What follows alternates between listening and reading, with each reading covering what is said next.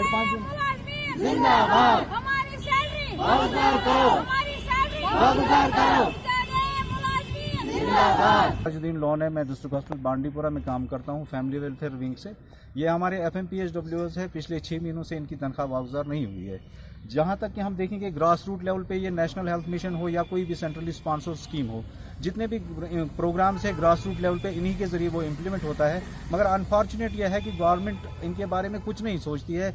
ये बारहा इन्हीं मुश्किलात में 2-4 रहते हैं, सालों साल से इनकी ये प्रॉब्लम है। इनको कभी 6 महीने के बाद सैलरी मिलती है, कभी 7 महीने के बाद सैलरी मिलती है।